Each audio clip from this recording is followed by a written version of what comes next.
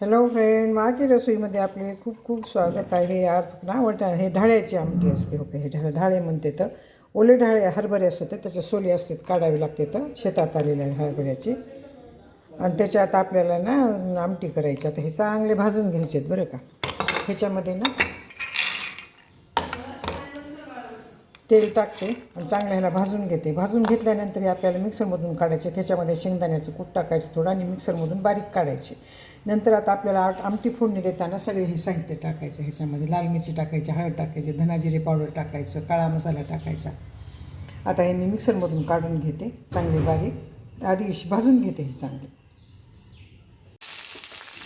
आता हे काय थोडे चांगले भाजून घ्यायले मी. चांगले भाजायचे खमंग बरं का.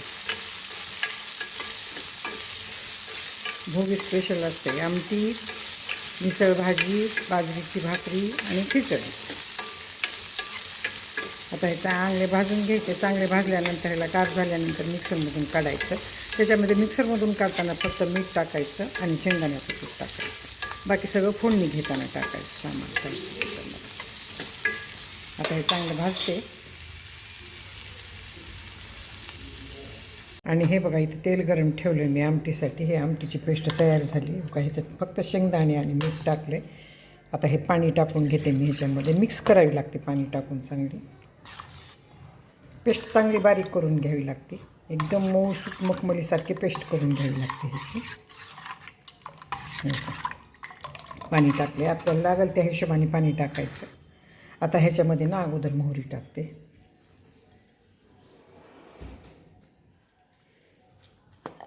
तेल गरम झालेलं नाही आहे माझ्याकडून, चुकून टाकण्यात आली मोहरी.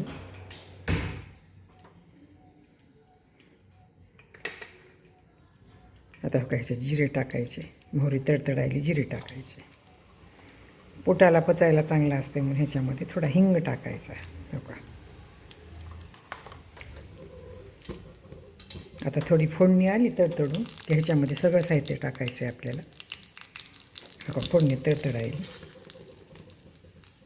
ह्याच्या मी हळद टाकते पाव चमचा, धने जिरे पावडर टाकते अर्धा चमचा, काळा मसाला टाकते अर्धा चमचा आणि थोडी लाल मिरची टाकते.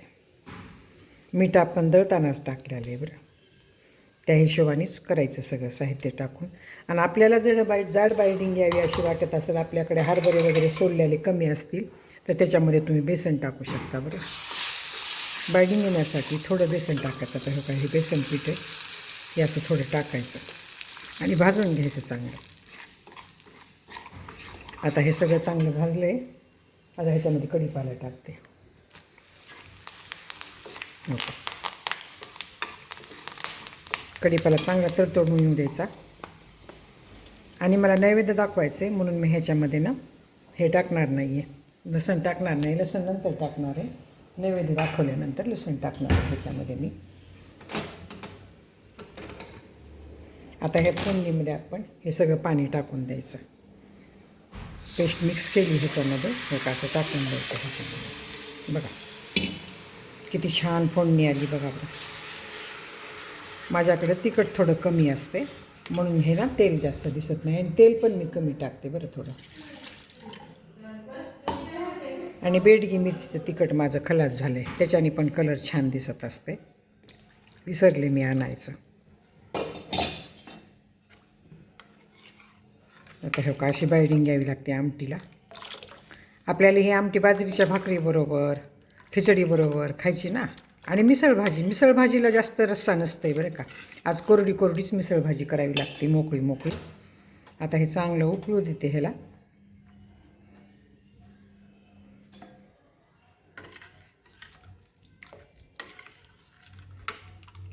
उकळली की सर्व करायची. हो का, अशीच करायची. जास्त पातळ पण करायची नाही, जास्त बाइंडिंग ही होऊ द्यायची नाही.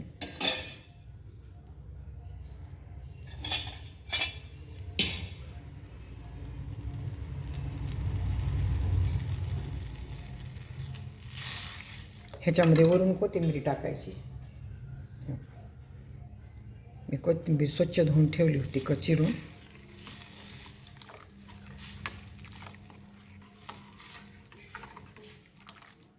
का चांगली आमटी उकळायली आता.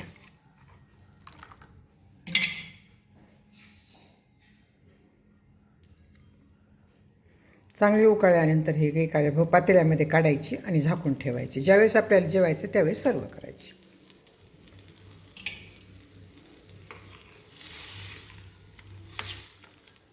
आमटी चांगली उकळली आता.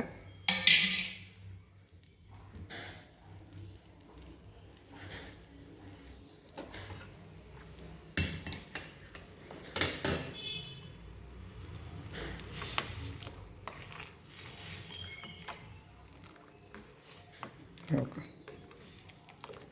आणि ह्याला चांगले शिजू द्यायचे. बारीक गॅस करून चांगलं शिजू द्यायचं त्याला.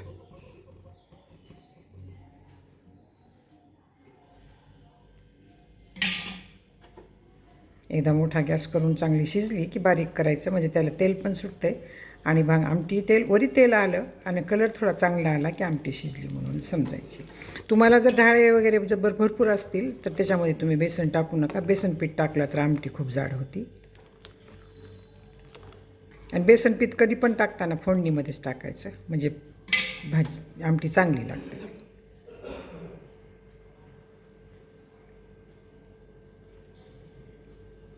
आता आमटी उकळली चांगली.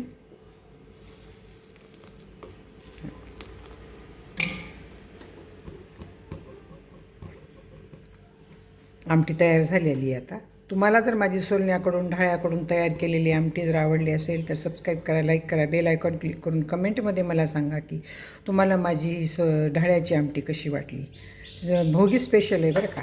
आता हे ना भाकरीबरोबर खायची, खिचडीबरोबर खायची, भाताबरोबर खायची, चपातीबरोबर खायची, कशाबरोबर पण सर्व करा तुम्ही.